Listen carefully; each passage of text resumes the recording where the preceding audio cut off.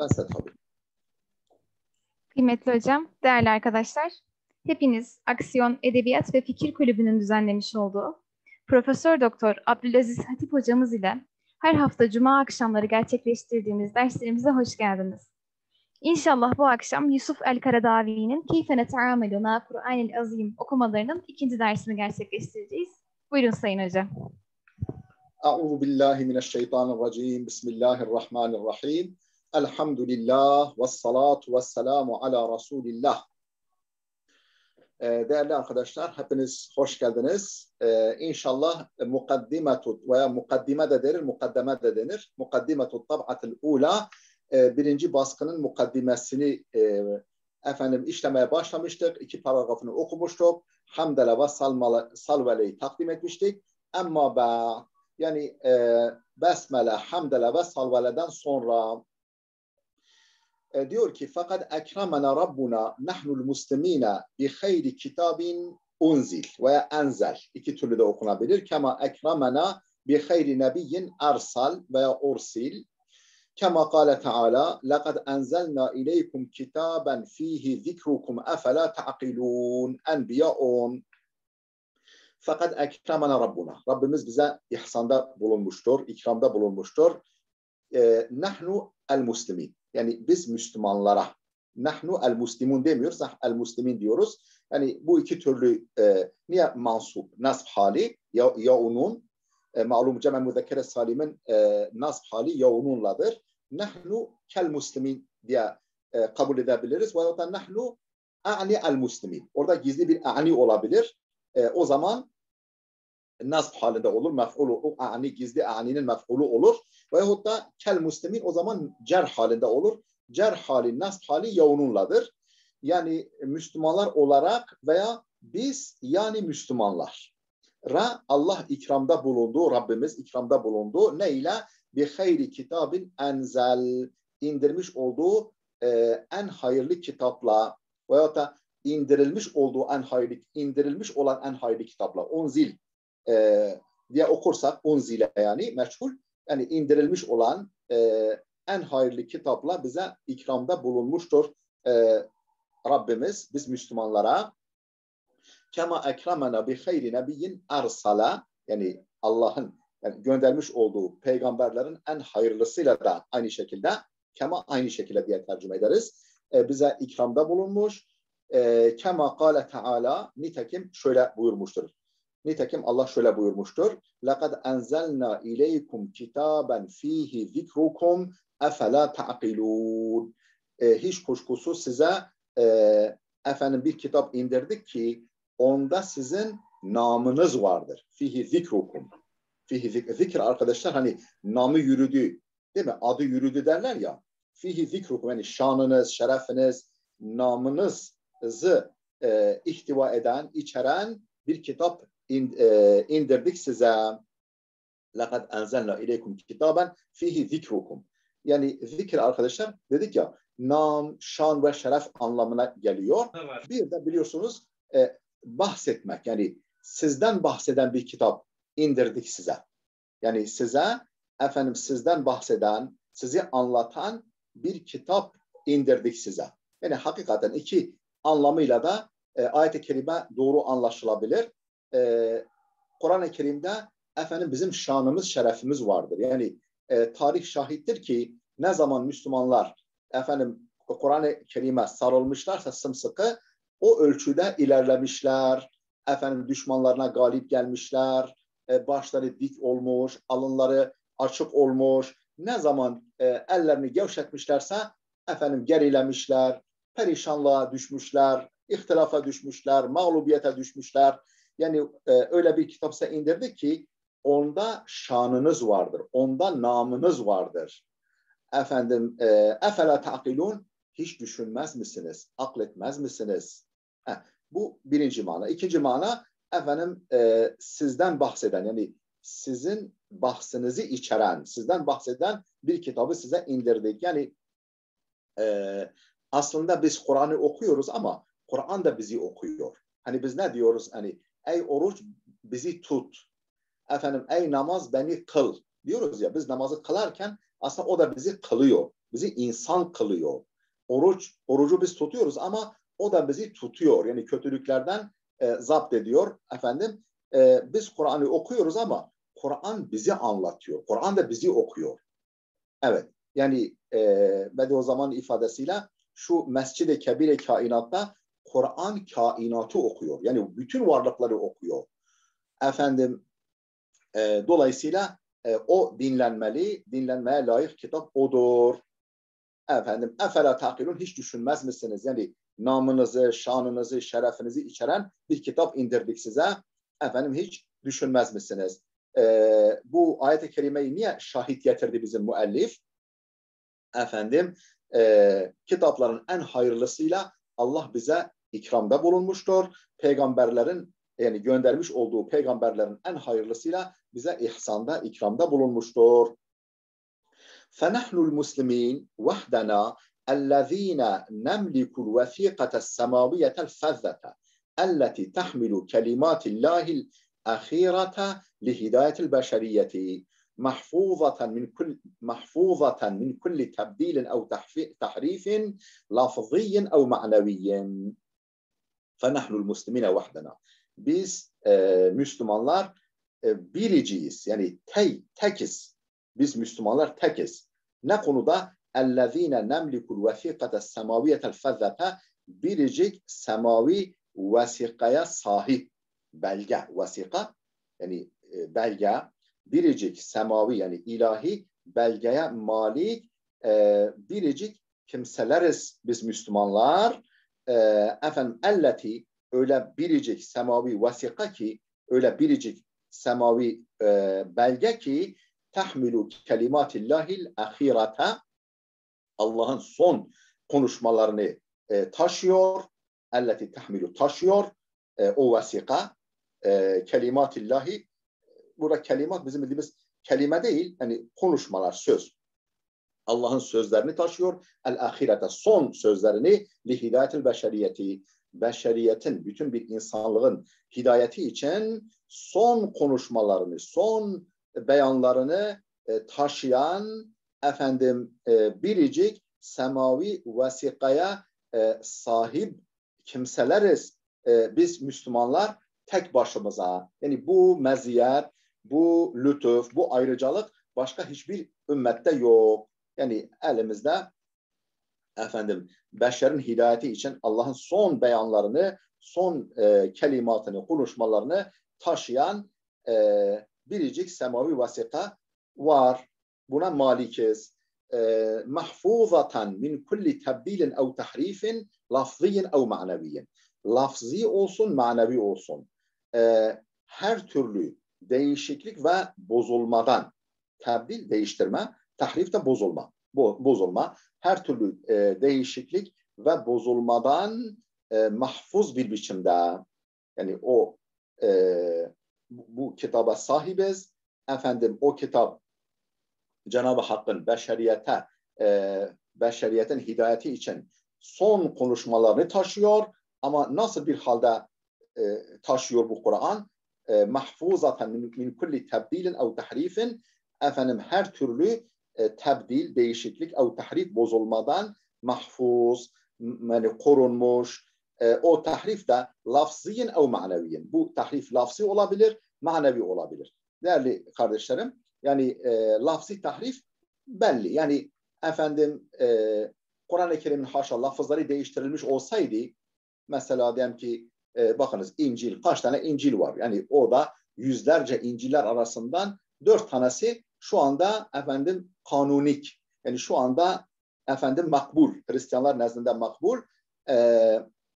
Bunların sözleri birbirini tutmuyor. Demek ki bunlar orijinal değil. Kendileri de zaten bunu kabul ediyorlar. Demek ki lafzı tahrife uğramış. Ev maneviyin. Bazen de efendim lafzına dokunulmamış olabilir bir kitabın ama öyle uçuk, öyle absürt yorumlar yapılır ki efendim manevi tahrife uğrar. Allah korusun. Yani Kur'an-ı Kerim, Allah'a bin şükür ki lafzı efendim teru taze elimizden, bir harfi bile değişmeksizin elimizde, ama eğer iyi yetişmezsek, her zaman diyoruz, iyi yetişmezsek ilahiyatçılar olarak efendim yüce kitabımıza sahip çıkmazsak efendim sulandırırlar. İşte öyle de olur, böyle de olur. Efendim yok işte şu Kur'an'da var, yok. Yani ya 1000 seneden beri var olan bazı şeyler yok, namaz yok. Efendim tesettür yok, bilmem şu yok, bu yok. Efendim Nasrettin Hoca'nın kuşuna döndürmek misali, Allah muhafaza. Onun adı ne oluyor? Manevi tahrif. Yani lafzi tahrif olmaz, mümkün değil Kur'an için artık bu saatten sonra. Ama manevi tahrif muhtemeldir, Allah korusun, sahip çıkmazsak. Anlaştı değil mi efendim? Yani her türlü lafzi ve manevi tahrif ve tebdil, yani değişiklik ve tahriften korunmuş olarak efendim Allah'ın beşeriyetin hidayeti için son konuşmalarını taşıyan biricik semavi vasika sadece biz Müslümanların elinde var. Ve zâlike ennallâhe teâlâ tekeffele bihafzi hâzel kitab. Ve zâlike şöyle ki arkadaşlar, ve zâlike şöyle ki ennallâhe teâlâ tekeffele bihafzi hâzel kitab ve lem yekilhu, vekele yekilu, ve'ade ya'idu gibi, vecede yecidu gibi. Efendim vav gidiyor muzari'de, hani misal kelimelerde vav gidiyor bazı sigalarında. Ve lem yekilhu ila ahadin min halqihi. Şöyle ki Allah Teala Kur'an-ı Kerim'in hafızını tekeffül etmiş. Yani üstlenmiş. Yani garantilemiş. Bir hafzi hadel kitap. Bu yüce kitabın korumasını, hafızını, muhafazasını tekeffül etmiş, üstlenmiş, garantilemiş. Ve lem yekilhu ila ahadin min halqihi. Kullarından hiçbirine bunu havale etmemiş. Ve kele yekilu, tevkil etmemiş, bırakmamış bunu. Bizzat Allah Celle Celaluhu onu üstlenmiş, bunun korunmasını üstlenmiş. Nereden biliyoruz? Hemen şahit getiriyor ayetten. İnna nahnu nazzalna zikra ve inna lehu lahafizun. Hiç kuşkusuz efendim zikri, yani Kur'an'ı efendim değil mi? Zikir hani şan anlamına gelebiliyor demiştik. Bir de zikir hatırlatma, öğüt anlamına da gelebiliyor. Efendim bu öğüdü, bu şanlı kitabı biz indirdik ve inna lehu lahafizun ve onu koruyacak olan da biziz ve inna lehu lahafizun, biziz biz. Yani peki niye Cenab-ı Hak bu kadar, yani bu kendisi tek olduğu halde, bir olduğu halde neden çoğul zamirlerini kullanıyor? Azamet için arkadaşlar. Azamet için, azametini efendim nazara vermek için. Peki hocam bazı yerlerde tekil kullanıyor. Niye burada çoğul? Efendim çoğul kullanılması gereken yerde, çoğul efendim makamında, bağlamında çoğul kullanılır. Yani azametin vurgulanması, efendim nazara verilmesi gereken yerde Allah azametini vurgular. Hocam ne gerek var? Şu gerek var kardeşlerim. Siz şimdi bugünü düşünmeyin. Yani hayalen efendim bu ayet-i kerimelerin indiği döneme gidin. Asr-ı saadete gidin. Yani zaman deryasına, efendim zamanımızın ilcaatını, yani modasını, efendim moda düşüncesini suyun, üzerimizden atalım. Efendim zamanın okyanusuna dalalım. Asr-ı saadet adasına, o yemyeşil, o mübarek adaya gidelim. Asr-ı saadet peygamber, yani o Ceziretul Arab'a, Peygamber Efendimiz'in asrına gidelim. Efendim bütün insanlık bir vadide, büyük medeniyetler değil mi? Efendim Hint medeniyeti, Çin medeniyeti, efendim Sasani, Roma, ondan sonra bütün büyük semavi dinler, yani meşe itibariyle semavi dinler, Peygamber Efendimiz'in amcası, amcası bile, kabilesi, herkes bir vadide efendim Kur'an ve işte onun bir avuç müntesipleri bir vadide tek başına, efendim şunun gibi, yani bir küçük yelkenli düşünün, efendim ceviz kabuğu gibi dalgalarla boğuşan, ha battı ha batacak denilen bir yelkenli var. Bir taraftan dünyanın büyük filoları var. Dev filoları var. Efendim eğer o yelkenlinin sahibi Allah olmasaydı, değil mi? İslam'ın, Kur'an'ın, Din-i Muhammedi'nin sahibi Allah olmasaydı, efendim o büyük filolarla baş etmesi mümkün değildi. İşte burada Cenab-ı Hak, yani bu şimdilik küçük diye başlayan, efendim yavaş yavaş parlamaya başlayan bu kitabın sahibi ben azimuşşanım. Şanı yüce olan benim. Bakınız burada azametini vurgulaması gerekiyor. Hani inna a'taynakel kevser fasalli li rabbike vel har inne şani'eke huvel abtar'da olduğu gibi. Çünkü efendim Peygamber Efendimizin biricik evladı vefat ediyor. Efendim düşmanlar, müşrikler konuşuyor. Muhammed ebter oldu. Suyu kesildi. Efendim bir üflemelik ömrü var, ışığı var. Bir üfledik mi söner gider. Ondan sonra Allah buyuruyor ki inna a'taynakel kevser. Biz sana hayri kesiri verdik, kevseri verdik. Efendim fasalli li rabbike inne şani'eke huvel abtar. Orada işte inna diye azametini nazara vermesi gerekiyordu. Bunlar önemli. İşte belagat bu değerli kardeşlerim. Nerede nasıl beyanda bulunulması gerekiyorsa öyle beyanda bulunuyor Kur'an-ı Kerim. Hicr suresi 9. ayet. Fehuve kitabun ilahiyyun mi'eten fil mi'a. Mi'eten fil mi'a yani %100. Ve mi'eten bil mi'ede denir. Mi'eten fil mi'ede denir. Efendim %100 ilahi bir kitaptır. Kitabun uhkimet ayatuhu thumma fussilet min ledun hakimin habir. Görüyor musunuz arkadaşlar? Gerçekten gök gürlemesi gibi. Yani sinek vızıltıları düşünün. Efendim bir bataklıkta böyle vızıltı çıkarıyor. Bir de gök gürledi mi nasıl ki bütün sineklerin vızıltısı duyulmaz hale gelir. Kur'an'ın efendim öyle bir lahuti sesi var. Demek gök gürlemesi gibi bütün sesleri bastıran bir sesi var. Yani efendim ihlaslı, samimi ağızlardan çıktığı zaman efendim ben Allah'ın kelamıyım diye adeta hani nasıl ki soğuk bir havada nefes alıp verdiğimizde böyle buhar görünüyor ya böyle. Nefesimiz böyle buhar şeklinde görünüyor ya. Kur'an-ı Kerim de ağızlardan döküldüğü zaman hele böyle güzel okuyan hafızların ağzından döküldüğü zaman efendim sanki orada bir ilahilik duyuluyor değil, görülüyor adeta. Bak kitabun uhkimet ayatuhu thumma fussilet min ledun hakimin habir. İşte bu yani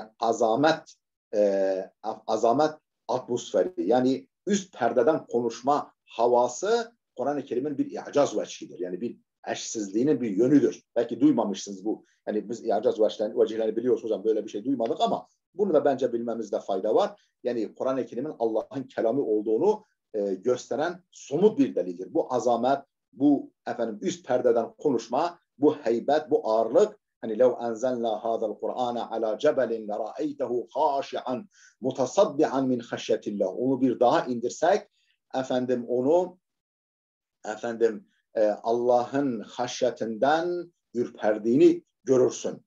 Değil mi? Kitabun uhkimet ayatuhu thumma fussilet min ledun hakimin habir.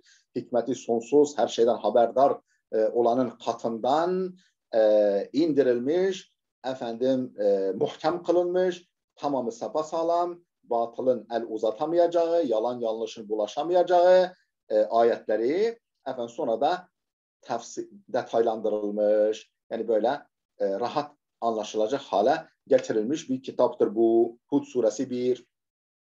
Ve innehu lekitabun aziz la ya'tihi'l batilu min beyni yedeyhi ve la min halfihi tenzilun min hakimin hamid. Daha önce de bu ayetler geçmişti. Ve innehu ve muhakkak ki bu Kur'an lekitabun azizun yani karşı konulmaz, engel tanımaz bir kitaptır. Aziz aziz yani galip. Yoksa hani su gibi aziz ol böyle tatlı anlamında değil. Tabii Kur'an hem tatlı ama efendim aziz güçlü demek. Galip demek, karşı konulmaz demek. Efendim yeri geldiğinde efendim düşmanlarına karşı i'caz kılıncını çekip de meydan okuyan kitap. Bütün etrafındaki askeri, diplomatik, siyasi surlar yıkıldığı zamanlarda bile Kur'an-ı Kerim kendi kendini müdafaa etmiş ve kendi kendini düşmanlarına bile mahmet ettirmiştir. Hocam ne zaman? İşte son kale, İslam'ın son kalesi olan Osmanlı'nın yıkıldığı, can çekişip yıkıldığı zamanlarda bile oryantalistler efendim Kur'an-ı Kerim'i övmekten kendilerini alamamışlar. El fadlu ma şehide bihil a'da. Asıl fazilet odur ki düşmanların bile efendim inkar edemezsinler. Kur'an-ı Kerim öyle övgüler yağdırmışlar. Tabii bu övgülerin bir kısmı değerli kardeşlerim itibar edilmez. Niye? Hani böyle acı aspirine veya acı ilaca böyle şekerleme sürersiniz ya çocuklara yutturmak için. Bazen de o övgüler o şekilde de olabiliyor. Yani bize efendim zehirlerini yutturmak için Önce güzel bir övüyorlar. Ondan sonra zihnimizi hazır hale getirip ondan sonra zehirlerini kusuyorlar. Bunlardan da farkında olmamız lazım ama en düşmanları bile Kur'an-ı Kerim'i yani yüceliğini itiraf etmekten kendilerini alamamışlar. İşte onun için Kur'an azizdir. Yani galiptir. Efendim, çünkü o Allah'ın sönmez nurudur. Değil mi? Güneş gibidir. Yani işte Allah'ın nurunu ağızlarıyla söndürmek istiyorlar. Allah nurunu tamamlamaktan başka bir şey razı değil. Ve innehu le kitabun azizun la ya'tihil batilu, batıl, yalan, yanlış, hakikatsizlik ona gelemez. Min beyni yedeyhi, ne önünden, ve la min halfihi, ne ardından. Tenzilun min hakimin hamid, hikmeti sonsuz, her türlü övgüye layık, yani kamile mutlak olan Allah'tandır. Tabii Allah'tan olduğu için hikmeti sonsuz, her türlü kemale sahip, her türlü övgüye layık olduğu için onu gönderen efendim Kur'an'da onun rengini almış. Değil mi? Yani bir efendim su nereden çıkıyorsa nereden kaynar oranın işte minerallerini, oranın tadını, rengini, kokusunu taşır. Allah'tan geldiği için, Allah hakim olduğu için Kur'an'da hikmet doludur. Efendim Allah kamile mutlak, her türlü övgüye layık olduğu için Kur'an'da her türlü övgüye layıktır. Fussilet 41, 42. ayetler. وَلَمْ يُوجَدْ فِي الدُّنْيَا كِتَابٌ دِينِيٌّ أَوْ دُنْيَوِيٌّ حُفِظَ مِنَ التَّحْرِيفِ وَالتَّبْدِيلِ كَمَا حُفِظَ هَذَا الْقُرْآنِ وَإِنَّ أَحَدًا لَا يَسْتَطِيعُ أَنْ يَزِيدَ فِيهِ حَرْفًا أَوْ يَخْرِمَ مِنْهُ حَرْفًا وَلَمْ يُوجَدْ فِي الدُّنْيَا كِتَابٌ. Dünyada tek bir kitap bile bulunamamıştır. Tek bir kitap bile yoktur dünyada. Diniyun ev dünyeviyun. İster dini ister dünyevi olsun. Dünyada tek bir kitap bile yoktur ki hufiza minet tahrifi ve tebdil. Tahriften ve tebdilden korunmuş olsun. Tebdilden ve tahrif yani bozulma. Tebdilde değiştirilme. Değiştirilmeden ve tahriften korunmuş olsun. Kema hufiza hadal Kur'an. Bu Kur'an'ın korunduğu gibi, bu Kur'an'ın korunması gibi, bu Kur'an korunduğu gibi efendim tahriften ve tebdilden korunmuş tek bir kitap bile yoktur yeryüzünde. Ve inne ahadan la yastati'u en yazide fihi harfen. Efendim ve hiçbir kimse gücü yetemez en yazide fihi harfen, ona bir harf eklesin ev yahrime minhu harfen, yahut da ondan bir harf söksün. Harame yahrimu yani söküp almak, yani efendim duvardan bir tuğlayı sökmek gibi veya bir taşı söküp almak gibi. Yani orada bir gedik meydana getirme, bir taşını bile o efendim sarayından, Kur'an denilen o yüce saraydan bir taşı bile kimse koparamamıştır. Koparamaz da yani. Ayatuhu tutla ve tusma'u ve tuhfazu ve tuşrahu kema enzelahallahu ala Muhammedin sallallahu aleyhi ve sellem bi vasıtatı ruhul emin. Ayetleri hala tilavet ediliyor, dinleniyor, ezberleniyor, açıklanıyor. Kema enzelallahu ala Muhammedin, tıpkı Allah'ın yani aynen Allah'ın Hazreti Muhammed'e indirdiği gibi, indirmiş olduğu nasıl indirmişse o şekilde tutla tilavet ediliyor ve tusma'u dinleniyor ve tuhfazu ezberleniyor ve tuşrahu şerh ediliyor. Kema enzelallahu ala Muhammedin sallallahu aleyhi ve sellem bi vasıtatı ruhul emin. Ruh-i emin denilen Cebrail vasıtasıyla Hazreti Muhammed'e indirdiği gibi nasılsa öyle. وَلَقَدْ اشْتَمَلَ عَلَى 114 سُورَةً ابْتَدَأَتْ كُلُّهَا بِالْبَسْمَلَةِ بِسْمِ اللّٰهِ الرَّحْمَنِ الرَّحِيمِ إِلَّا سُورَةً وَاحِدَةً مِنْهَا سُورَةَ التَّوْبَةِ فَجَاءَتْ خَالِيَةً مِنْهَا yani minel besmele, minha'daki ha besmele'ye gidiyor. فَلَمْ يَشْتَرِ أَحَدٌ أَنْ يَزِيدَ هَذِهِ الْبَسْمَلَةَ فِي مَطْلَعِ السُّورَةِ لَا خَطًّا وَلَا لَفْظًا لِأَنَّهُ لَا مَجَالَ لِلرَّأْيِ فِي الْقُرْآنِ. وَلَقَدْ اشْتَمَلَ paragrafın başına döndük. وَلَقَدْ اشْتَمَلَ عَلَى 114 sureten. Kur'an-ı Kerim efendim 114 sureyi ihtiva etmiştir, müştemildir, ihtiva etmiştir, içermiştir. İbtedaat kulluha bil besmeleti. Her biri besmele ile başlamış bu surelerin. Bismillahirrahmanirrahim. Yani İlla sureten vahideten, bir tek sure hariç, minha, o surelerden, 114 sureden ancak bir tek sure hariç. O da hangisi? Surete Tevbeti, Tevbe suresi. Fecaet, gelmiştir Tevbe suresi. Haliyeten minha, besmeleden hali, besmelesiz gelmiştir. Başında besmele yok. Felem yeşteri ahadun, hiç kimse cüret edememiştir. Hiç kimse cesaret, cüret edememiştir. En yazide havihil besmelete, bu besmeleyi eklemeye fi matla'i sureti, söz konusu surenin başına bu besmeleyi eklemeye hiç kimse cüret edememiştir. La hattan ve la lafzan. Ne yazı olarak ne de telaffuz olarak hiç kimse eklemeye cesaret edememiştir.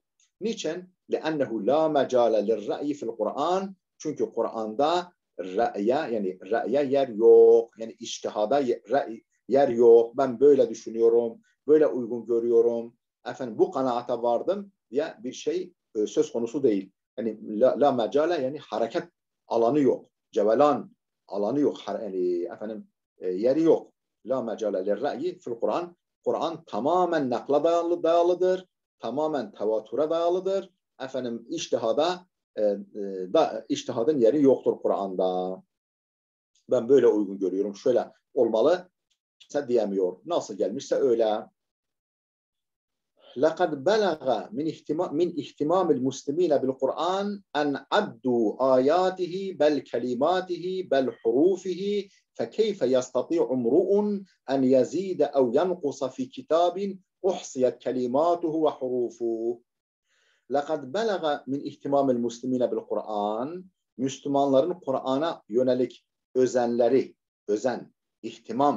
ihtimam ve özenleri öyle bir noktaya ulaşmış ki لَقَدْ بَلَغَ, ulaşmış min ihtimamil muslimine bil Kur'an, Müslümanların Kur'an'a yönelik ihtimamı, yani özeni, ilgisi öyle bir noktaya ulaşmış ki en addu ayatihi, ayetlerini saymışlar.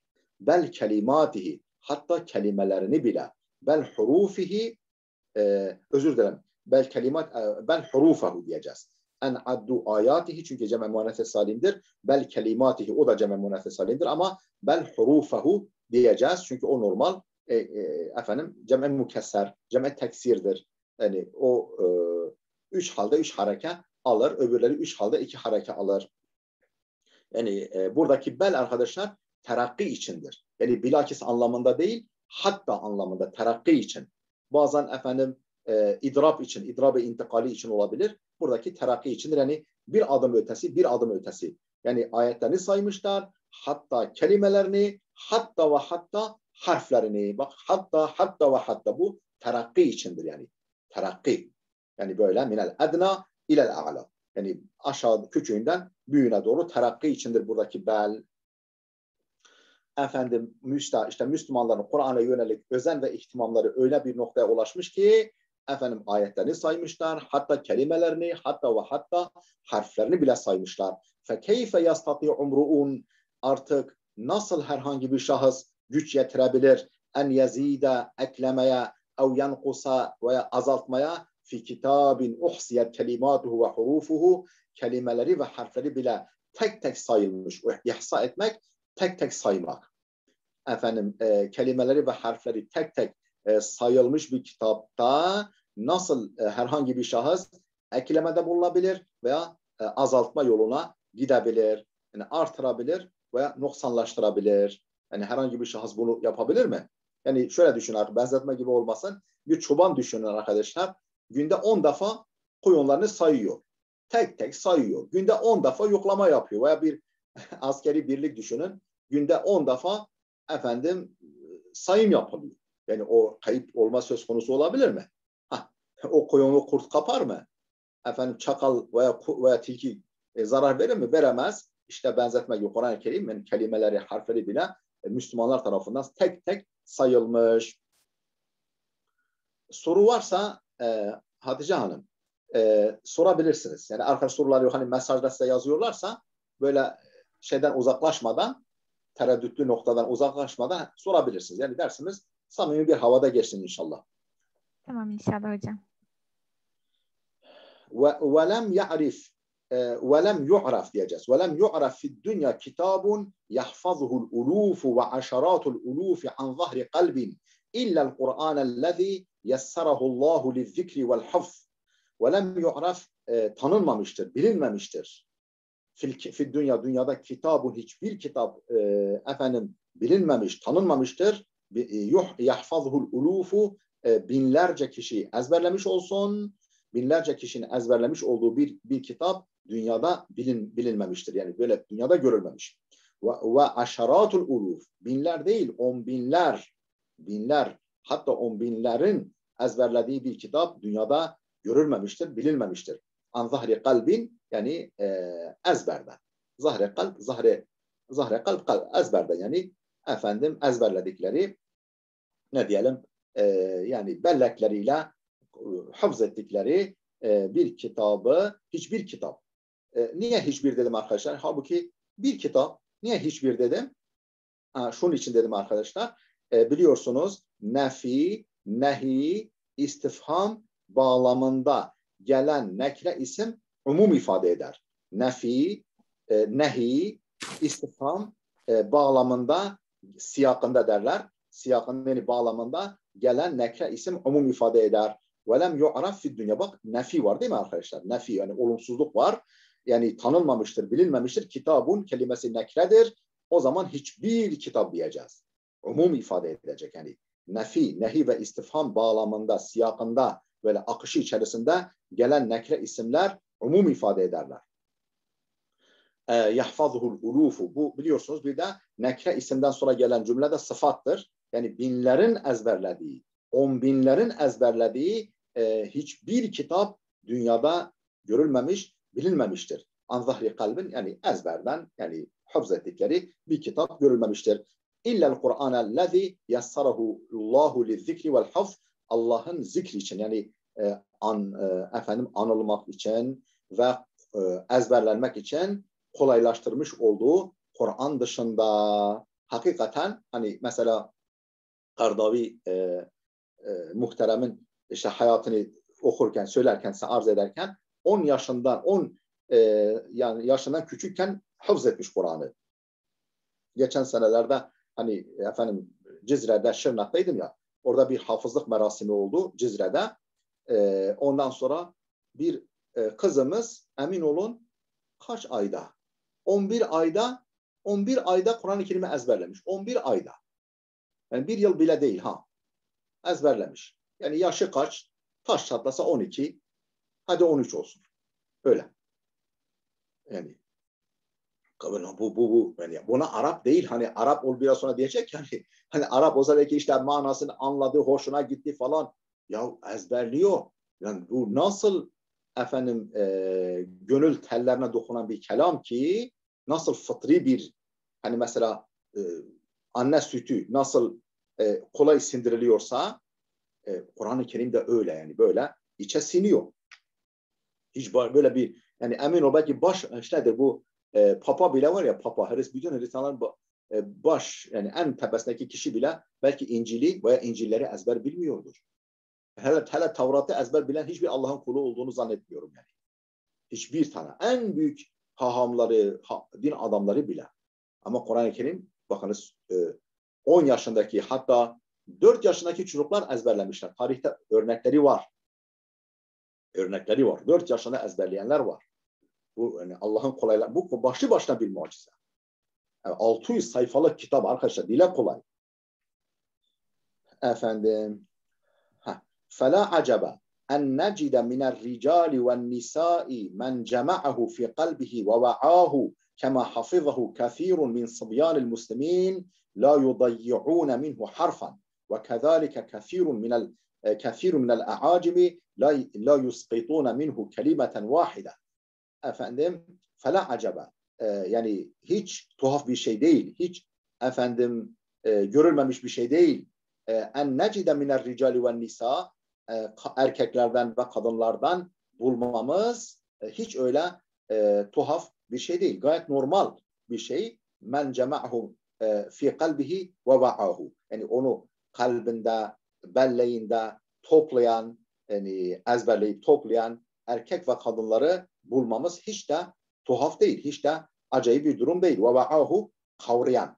Yani cema'ahu ve va'ahu. Va'a kavramak demek. Yani kalbinde, yani belleğinde onu toplayan kadınları, erkekleri bulmamız hiç de tuhaf değil. Normal yani. Kema hafizahu kathirun min sıbyanil muslimin. Yani nitekim yani aynı şekilde Müslümanların çocuklarından da birçok kişi onu ezberlemiştir. La yudayyi'une minhu harfan, ondan bir harf bile zayi etmiyorlar. Bir harf bile kaçırmıyorlar. Böyle harfi harfine ezberliyorlar. La yudayyi'une minhu harfan ve kezalike kathirun minel a'acim. Bunların hepsi Arap değil, bir de gayri a'acim, a'caminin çoğuludur arkadaşlar. Yani gayri Arap demek. Ve kezalike kesirun minel a'acim, yani gayri Arap. Mesela Türkler, İranlılar, Kürtler, neyse Avrupalılardan bile Kur'an'ı ezberleyen çok kişi var. Çocuk. Ve kezalike kesirun minel a'acim la yusqituna minhu kelimeten vahideten, ondan tek bir kelime bile düşürmüyorlar. Ve ahaduhum, onlardan birisi, yani bu bir harfini bile kapsam dışı bırakmayacak şekilde onu ezberleyen çocuklardan birine mesela لو سألته بالعربية an ismihi, yani Arapça mesmuke mesela dersen, adın ne desen, lem yücibke, sana cevap bile veremez. Yani Arapça yani adın nedir sorusuna cevap bile veremezken Kur'an-ı Kerim'i A'dan Z'ye ezberliyorlar. Bir tek harfini, bir tek kelimesini bile düşürmüyorlar, zayi etmiyorlar. Ve ahaduhum, onlardan biri, lev se'eltehu bil arabiyeti an ismihi lem yücibke fehuve yahfazu kitabe rabbihi teabbudan ve teqarruban ileyh subhaneh ve in lem yefhem ma yakra'u ve yahfazu leannehu bi gayri lugatihi. Fehuve yahfazu, bu peki niye böyle? Çünkü o yahfazu kitabe rabbihi, Rabbinin kitabını ezberliyor. Değil mi? Kendisini yaratan Rabbinin kitabını ezberliyor. Niçin? Taabbuden. Yani ona kulluk şuuruyla, taabbuden. Ona kulluk şuuruyla. Yani hiç niçinini, nedenini sormadan. Taabbudi diyoruz ya. Niçinini, nedenini sormadan yani. Tam bir ibadet şuuruyla, bilinciyle Rabbinin kitabını ezberliyor. Ve tekarruben ileyhi subhanehu, ve ona manen yakınlaşmak düşüncesiyle Rabbinin kitabını ezberliyor. Onun dünyasında bu var. Ve in lem yefhem ma yakra'u ve yahfazu, okuduğunu ve ezberlediğini anlamasa bile, li'ennehu bi gayri lugatihi, niye anlamasa bile o okuyup ezberlediğini? Çünkü kendi dilinde olan bir kitap değil. Kendi dilinde yazılmış, kendi dilinde olan bir kitap, diliyle yani yazılmış bir kitap değil. Türkçe değil, İngilizce değil, Fransızca değil, Farsça değil, Kürtçe değil, neyse hiçbir, yani o dil, yani kendi dilinde olmayan kitabı ezberliyor. Çünkü Rabbinin kitabıdır. Öyle bilin, öyle inanıyor. Hocam, Buyurun iki sorumuz vardı. Buyurun. Yusuf el-Karadavi, Kur'an'da rey, içtihadın yeri olmadığını savunuyor. Bu görüş üzerinde surelerin sıralanışına ve Kur'an'ın cem edilmesine, toplanmasına nasıl bakmalıyız? Evet. Şimdi Kur'an ayetlerinin yani işte cem'i ve tertibi bütün İslam ulemasının ittifakıyla, icmaıyla tevkifidir. Yani içtihadi değil, tevkifidir. Ayetlerin sıralanışı surelerde, ama surelerin kendi aralarında, yani surelerin işte bu mushaf tertibine göre sıralanışı arkadaşlar konusunda 3 görüş var. Malumunuz, siz tefsir usulü kitabınızda görmüşsünüzdür. 3 görüş var. Tamamı tevkifidir. Yani peygamberden bize böyle intikal etmiş. Peygamberden bize bu sıralama kalmıştır. Tabii peygamber de kafasına göre yapıyor. O da Cebrail de Allah'tan alarak direktif alarak bu şekilde sıralanmış. Tercih edilen görüş bu. Tercih edilen görüş budur. Kimisi diyor ki kısmen. Peki niye kısmen? Yani kısmen tevkifi, kısmen içtihadi surelerin sıralanışı. Çünkü Peygamber Efendimizin bu sıralamayı, yani bazı sureler için sıralama yaptığı rivayetlerle bize gelmiş, bazılarıyla ilgili gelmemiş. Yani bu konuda bize bilgi gelmemiş. Bazıları da diyorlar ki efendim tamamen tevkifidir. İçtihadidir. Yani surelerin tertibi içtihadidir. Şimdi efendim Karadavi ne diyordu? Efendim Kur'an'da içtihadın yeri yoktur. Kur'an'da içtihadın yeri yoktur. Yani dikkat edersen bu Kur'an'ın özüne taalluk eden bir şey değil. Mesela Besmele'nin efendim Tevbe suresinin başında zikredilip edilmemesi Kur'an'ın özüyle alakalı bir şey. Değil mi? Bir ayet olacak veya olmayacak orada.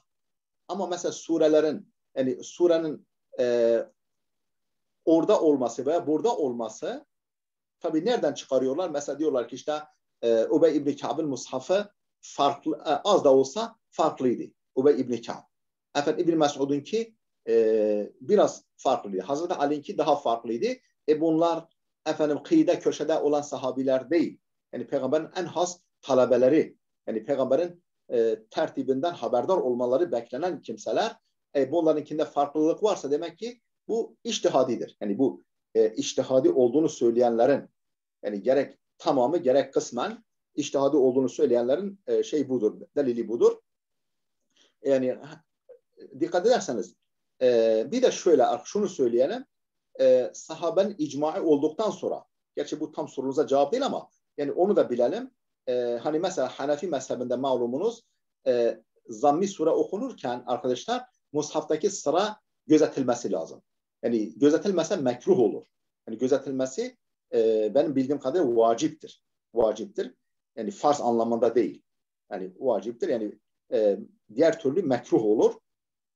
Peki nereden çıkıyor bu? Efendim diyelim ki surelerin tertibi içtihadi de olsa hani o iki görüşe göre kısmen veya tamamen efendim bir kere Hazreti Osman zamanında sıralama yapılmış artık sahabenin icmaı oluşmuş. Yani icma'a muhalefet de yani doğru değil. İcma'a muhalefet edilmez. Sahabenin icmaı oluşmuşsa artık ona muhalefet edilmez. Muhalefet edilirse kerahat işlenmiş olur. Hanefi mezhebi o. Yani namazda zammi surelerin tertibine riayeti bundan çıkarıyorlar. Yani şöyle anlamak lazım. Acizane benim kanaatim. Yani Kur'an-ı Kerim'de içtihada yer yoktur derken mesela diyelim ki noktaların harekelerin konulması değil mi?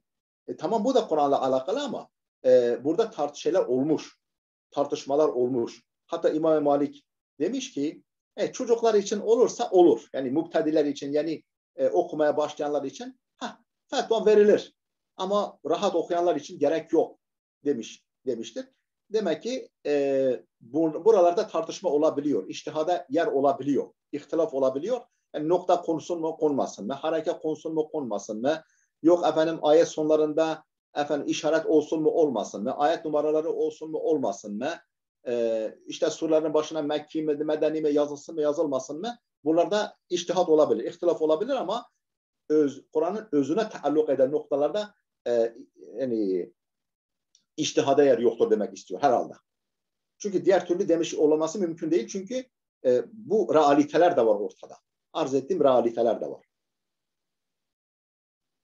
Oldu mu? Evet hocam, evet. Gayet açıklayıcıydı. Sağ olun. Bir arkadaşımızın bir tane daha sorusu var. Davut Aleyhisselam kuşlar ve dalgalarla ve inananlar zikrederdi. Orada da bir ezber söz konusu mu? Oralarda bir ne efendim? Ezber. Şimdi Davud Aleyhisselam işte hani Zebur'u değil mi? Zebur zaten ilahilerden böyle hani işte yani evrattan, eskardan bizim yani rivayetlerden öğrendiğimize göre öyle bir şey yani bir yani ahkam kitabı değil. Yani işte kasideler gibi yani ilahi kaside gibi veya Allah'ı zikret anlamında tabii o söylediği zaman kuşlar, dağlar tepki veriyorlar ve onlar da zikrine katılıyorlar. Bir mucize eseri olarak orada da yani ezber mi dediniz? Ezber söz konusu mu diyorsunuz öyle mi? Evet hocam. Yani tabii Davut Aleyhisselam kendisi ezberliyor ama kuşlar şimdi şöyle düşünün arkadaşlar. Diyelim ki bir koru düşünün değil mi? Bir şef düşün. Koru şefi. O müzik korusunun şefi mesela söylüyor. öbürleri ezber bilmeleri şart değil. Yani biri söylüyorsa öbürleri tekrar eder yani.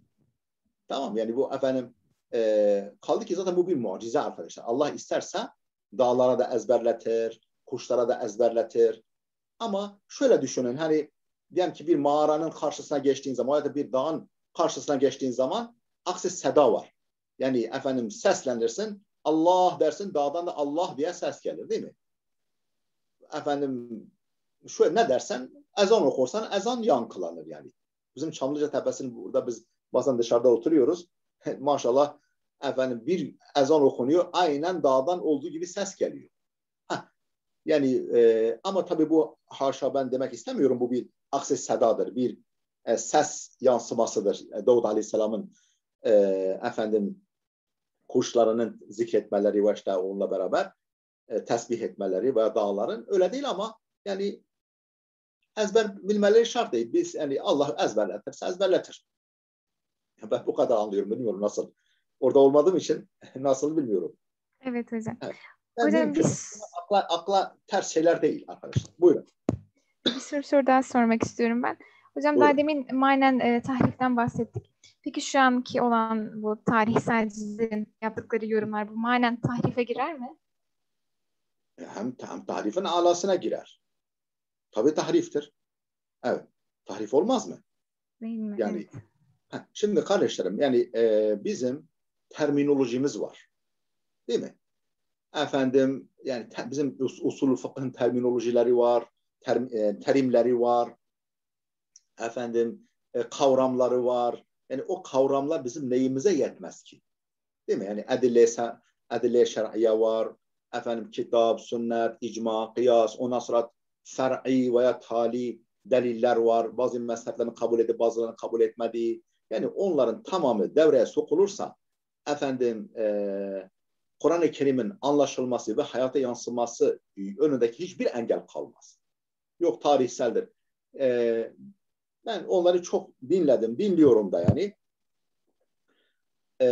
Ben iyi niyetli görmüyorum arkadaşlar. İyi niyetli görmüyorum çünkü tek taraflı şey yapıyorlar. Tek taraflı. Mesela diyor ki hemen birileri efendim işte o işte hani bazı şeylerin kefareti konusunda köle azat edilmesi lazım değil mi? Ya demiyor ki yani Allah köleliği ortadan kaldırmak istiyor.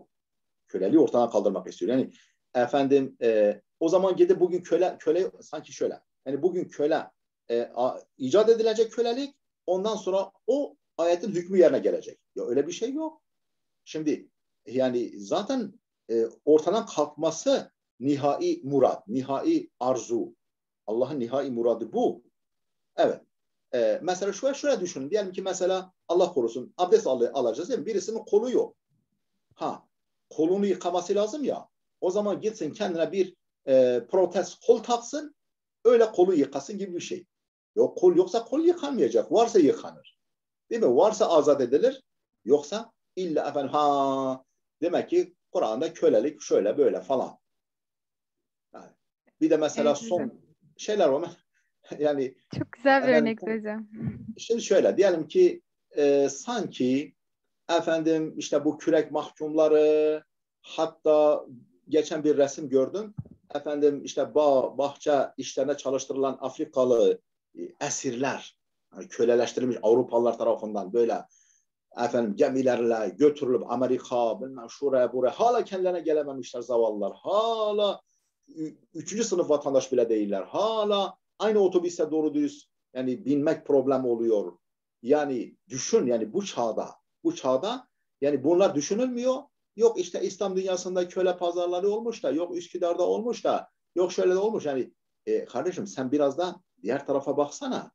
Yani Kur'an bir kere kitabın sünnetin arzusu bu yaranın ortadan kalkması. Bu kangrenin bitirilmesi. Bir de esirler var değil mi? Savaş esirleri var. Şimdi zaten ayet-i kerime ne diyor? Muhammed suresinde efendim e, işte hatta işte ne diyor? Savaş diyor ağırlığını bırakınca diyor yani onlarla düşmanla karşılaştığınız zaman savaş meydanında tabii onların boynunu vurun. Efendim ne zaman onlara tam anlamıyla galip geldiğinizde onları esir alın. Yani yani kalanları esir alabildiğiniz kadar esir alın diyor ve bağlarını sıkı sıkı da bağlayın diyor. Ondan sonra fe imma mennen ba'du ve imma fida. Sonra karşılıklı veya karşılıksız, hatta karşılıksız veya karşılıklı. Önce karşılıksız, sonra karşılıklı. Karşılıklı derken efendim esir mübadelesi. Veyahut da değil mi bir fidye akçesi, yani kurtuluş akçesi olarak, yani bir miktar maddi şey alarak onları salıverin diyor. Yani köleleştirme yani köleleştirme ne demek? Efendim bir kere Müslüman mücahitlere paylaşılmadan önce kimsenin kılına bile dokunulmaz. Kesinlikle. Efendim ondan sonra onların mahiyetine verilir. Şimdi ne yapılsın? Efendim taş ocaklarında mı çürütülsün? Veyahut da esir kamplarında mı çürütülsün? Efendim zindanlara mı tıkılsın? Ne yapıyor? Peki toptan serbest bırakılsa bu da İslam'ın maslahatına olan bir şey değil. Çünkü onlar aynı şey yapmıyorlar. Keşke yapsalar, yani esir mübadelesi olsa da Kur'an söylüyor. فَاِمَّا مَنَّنْ بَعْدُ وَاِمَّا فِدَانٍ. Yani kural bu ikisi. Seyyid Kutub'un da yaklaşımıyla kural bu ikisi. Öbürü yani köleleştirme, efendim Müslüman ailelerinin yanına verme, o istisnai bir durumdur. Yani kural ikisi. Ama bu ikisi mümkün olmadığı takdirde üçüncüsüne başvuruluyor. O da yani en hafif şeyle. Yani hayre mahz, zaten dünyada bir şey yok. Hayre mahza hayır. Ondan sonra ne yapıyor? İşte yediğinden yedireceksin, giydiğinden giydireceksin, ağır yüklemeyeceksin. Efendim yüklersen ona yardımcı olacaksın. Değil mi? Bunlar hep, bu benim söylediklerim hepsi Peygamber Efendimiz'in emirleri, direktifleri. Yani o tarafı hiç görmüyor.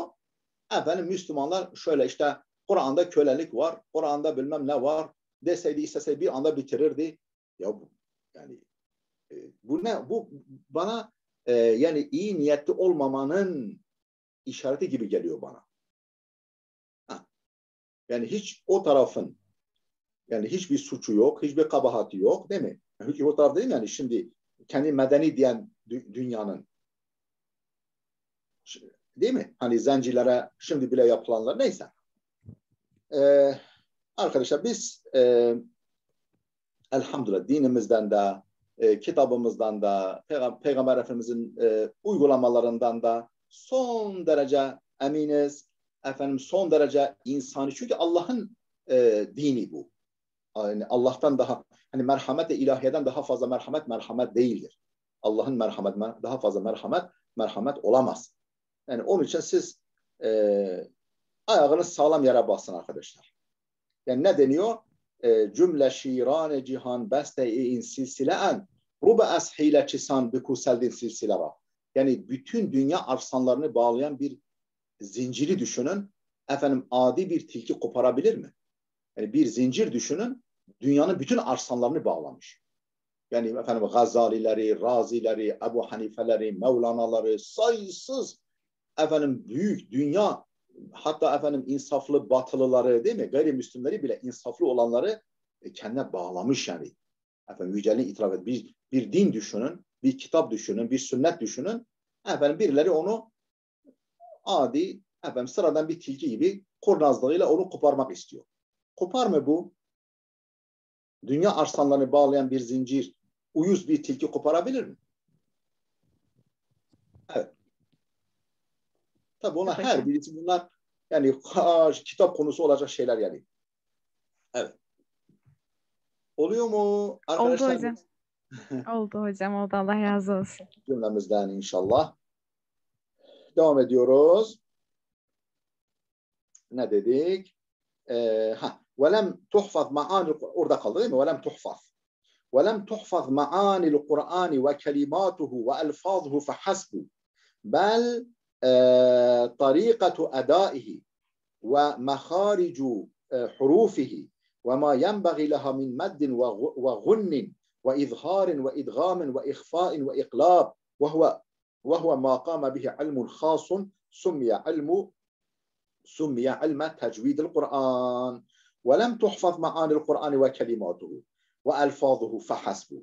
Yani Kur'an-ı Kerim'in fehasbu, sadece tekçe manaları, kelimeleri ve lafızları ezberlenmemiş, korunmamış. Kur'an-ı Kerim velem tuhfaz, korunmamış, ezberlenmemiş. Kur'an-ı Kerim'in manaları, kelimeleri, lafızları fehasbu, sadece. Bel bilakis, burada bilakis anlamında veya hatta, yine terakki için, bilakis değil. Hatta tarikatu edai. Efendim, söylem biçimi. Tarikatu eda, eda söylem demek yani. Kur'an-ı Kerim'in söylem yöntemi nasıl söylenecek? Ve maharicu hurufi, harflerin çıkış yerleri. Nereden çıkacak? Dal, değil mi? Nasıl çıkarılacak? Ha, nasıl çıkacak? Ayn, kaf falan nasıl çıkacak? Yani, maharicu huruf. Ve ma yenbaghi leha min meddin ve gunnin. Efendim, yenbaghi leha lil alfaz. O lafızlar için gerekli olan med, değil mi? Uzatma. Gunna. Değil mi? Gunna, hani böyle genizden getirilme. Ve izharin ve idgamin. İzhar, idgam. Değil mi? Yani harfin harfta idgam edilmesi. Ve ihfain, ihfa. Ve iklabin. Efendim, bağının mime dönüşmesi. Harfin harfa dönüşmesi tecvidde. Ve huve maqame. Bütün bunlar bile, yani Kur'an-ı Kerim'in eda yöntemi, yani ifade, yani söylem yöntemi, harflerin çıkarılması, efendim bu lafızlara yaraşan med, gunne, izhar, idgam, ihfa, iklab, bunlar da ezberlenmiş arkadaşlar. Bunlar da korunmuş yani. Ve huve ma qame bihi ilmun khasun, bu ve huve ma qame bihi arkadaşlar yerine getirmek. Bu özel bir ilmin yerine getirdiği bir husustur. Yani bu saydıklarımız özel bir ilmin yerine getirdiği, üstlendiği bir husustur ki sümmiye, o ilim adlandırılmıştır. İlme tecvidül Kur'an. İlme tecvidül Kur'an diye adlandırılan özel bir ismin yerine getirdiği, üstlendiği şeydir bunlar. Bu tecvid ilminin konusudur bunlar. Hatta resmul mushafi baqiya yursamu ve yutba'u ila'l yevm kema rusima fi ahdil halifeti Osman ibn Affan radıyallahu anhu. Bak, Osman'a diyorum, Affan'a diyorum. Osman ibn Affan'ı demiyoruz, değil mi? Yani Osman ibn Affan'ı, buna yani gayri munsarraf, değil mi? Çünkü nun-i zaide öncesinde elif var. Osman aslı Osman'dır. Elif, nun, hani daha önce söylemiştik, yani saymıştım. Adlun ve vasfun ve te'nisun ve ma'rifetun ve ucmetun thumme cem'un thumme terkibun. Esbab-ı men'as sarf, onlardan. İşte onun için Osman'a diyoruz. Osman'ı demiyoruz. Çünkü esra ve tenvin almaz. Neyse, hatta resmul mushaf, o kadar ki resmi mushaf, yani mushafın yazım tarzı, mushafın yazı biçimi. Bak mesela şu andaki yazı gibi yazılmıyor mushaf. Değil mi? Arap yazısı var, imlası var. Kur'an-ı Kerim hatta öyle değil. Hatta resmul mushaf bakiye yursemu, efendim, resmedilir, yazılır şekilde kalmış, yazılır kalmış ve yutba'u, basılır kalmış ilel yevm, bugüne kadar yazılır ve bugüne de kadar basılır şekilde kalmıştır. Yani eskiden nasılsa öyle yazılıyor ve öyle basılıyor. Kema rusima fi ahdil halifeti Osman ibn Affan. Osman ibn Affan radıyallahu anh zamanında, efendim, resmedildiği gibi, yazıldığı gibi. Allah kendisine razı olsun. Rağme tatavvuri kavaidir resmi vel imla. Yani yazım ve imla kurallarının gelişmesine rağmen. Yani tatavvur gelişme demek.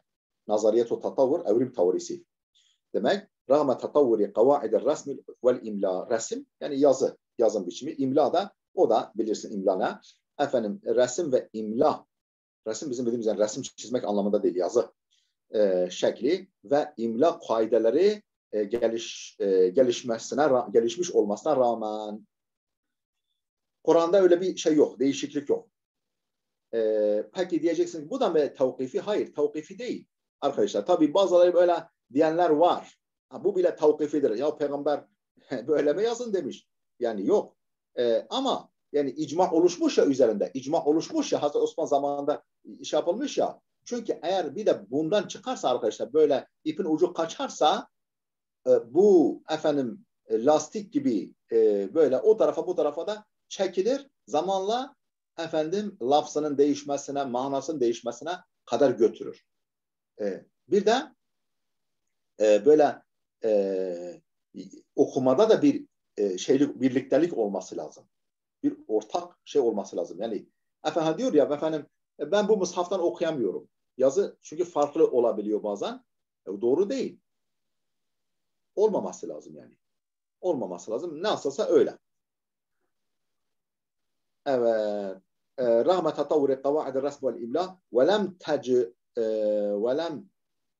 تجرؤ جرأ يجرؤ ولم تجرؤ حكومة مسلمة ولا مجمع علمي إلى اليوم على أن يغير من طريقة رسمه وأن يطبق عليه من القواعد ما يطبق على سائر ما يكتب ويطبع من كتب ما يكتب diyelim على سائر ما يكتب ويطبع من كتب ورسائل وصحف وغيرها ولم تجرؤ cüret etmemiştir.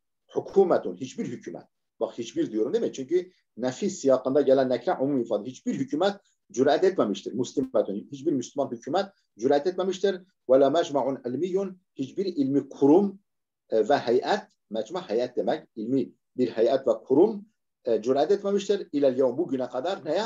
Ala en yugayyira min tarikati resmihi. Onun yazım biçimini, yazım yöntemini değiştirmeye. Ve en yutabbika aleyhi yani alel Kur'an ve en yutabbika aleyhi Kur'an'a tatbik etmeye cüret edememiştir. Ne bir Müslüman hükümet ne de bir ilmi heyet ve ilmi kurum ona tatbik etme minel kavaidi kaidelerden ma yutabbiku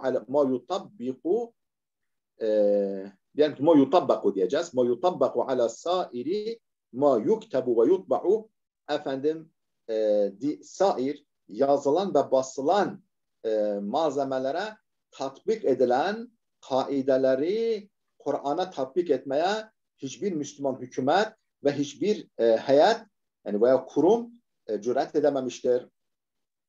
Ala sairi ma yuktebu ve yutba'u. Nedir o ma'yı beyan ediyor değil mi? Ma yuktebu ve yutba'u. Yani diğer yazılan ve basılan şeyler, materyaller min kutubin bunlar kitap olur ve resaile efendim kitapçık olur ve suhufin gazete olur ve gayriha vesaire işte dergi olur vesaire. Yani efendim dergi, kitap, efendim risale, ondan sonra gazete vesaire gibi şeylerin şeylerin yazılıp basılması gibi basılmasına uygulanan kural gibi kuralın Kur'an'a tatbik edilmesine hiç kimse cüret edememiştir. Yani Kur'an kendi özgü bir yazısı bile var yani. Anlaşıldı değil mi arkadaşlar? Evet hocam. Tamam. Hocam şu an bir saatimizi doldurduk. Evet. Tamam. Bir saat. Tamam. Dur bakalım. İstersen şöyle şu mübarek ayetleri okuyalım da böyle bir hitamuhum misk olsun olmaz mı? 3 satırlık ayetler var. Olmaz mı? Tabii, Hem sayfamız tabii hocam. bitsin. Buyurun. Böyle valla Kur'an yani böyle ruhun gıdası oluyor gerçekten. Enzelallahu hadal Kur'ane liyehdiyel beşeriyete ile afdali gayetin ve ile akvami tariqin. Allah bu Kur'an'ı indirmiş niçin? Beşeriyeti hidayet etmek için, beşeriyeti iletmek için ile afdali gayetin. Efendim en yüce hedefe, yani gayelerin en üstününe, en yüksek, en faziletli, en yüce, en yüksek gayeye, hedefe iletmek için ve ile akvami tariqin ve en doğru yola, en yüce hedefe iletmek, yani o hedefi göstermek ve orada ona doğru ilerletmek için Allah bu Kur'an'ı indirmiştir. Nereden biliyoruz? İnne hâzel Kur'âne yehdi lilleti hiye akvam. Hiç kuşkusuz bu Kur'an en doğru olana iletir. En doğru olana yönlendirir. İsra suresi 9. Kad câekum minallahi nurun ve kitabun mubinun. Hiç kuşkusuz size Allah'tan bir nur ve apaçık bir kitap veya açıklayıcı. Yani mubin hem açık hem açıklayıcı anlamına geliyor. Kur'an-ı Kerim hem açıktır hem gerçekten açıklayıcı. Yehdi bihillahu. Allah onunla hidayete erdirir. Kimi? Men itteba'a rıdvanehu. Rızasına uyanları nereye erdirir? Nereye iletir? Subule selam. Selamet yollarına. Ve yuhricuhum minel zulumati ilen nur. Onları karanlıklardan nura çıkarır. Biiznihi kendi izniyle ve yehdihim ila sıratın mustakim ve onları dosdoğru yola iletir. Böyle Maide suresi 15 ve 16. ayetler. Tamam. Ben niyetim bu hafta mukaddimeyi bitirip ondan sonra bir sürü bakmıştım valla. Ama gidemedik. Ne yapalım? İnşallah haftaya hocam. İnşallah, inşallah. Acelemiz yok. Bizi Evet. kovalayan yok. Peki nasıl? Tempomuz iyi mi arkadaşlar? Yoksa çok mu dağıtıyorum? Hocam isterseniz ben bir saniye şuradan. Arkadaşlar mikrofonlarını açıp konuşabilir isterseniz. Benim için oldukça iyi, oldukça istifadeli oluyor. Chat kısmından yazıyorlar. Onlar da çok iyi olduklarını belirtiyorlar. Hani Güzel gidiyor hocam. Allah razı olsun. Cümlemizden. İsminiz neydi? İsmini de söylesin. İsmim Abdüllatif hocam. Abdülaziz. Abdüllatif hocam. Abdüllatif. Tamam. Adaş sayılırız. Ben Abdülaziz, sen Abdüllatif. Tamam. Evet hocam. Elhamdülillah. Elhamdülillah. Evet. Allah razı olsun hocam. Ağzınıza dilinize sağlık hocam. İstifade ediyoruz inşallah. Siz de sağ olun. Allah sizlere eksikliğinizi vermesin inşallah.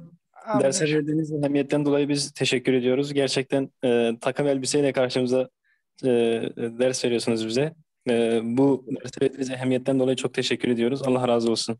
Bakın kardeşlerim, biliyor musun ben şimdi niye gelecektim biliyor musunuz? Ben şimdi köyden geldim. Elektrik problemi oldu. Ben de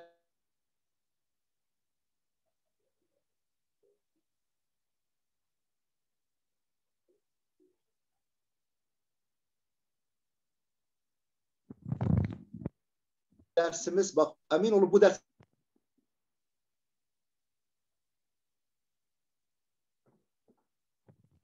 Hocam şu an sesiniz kapandı.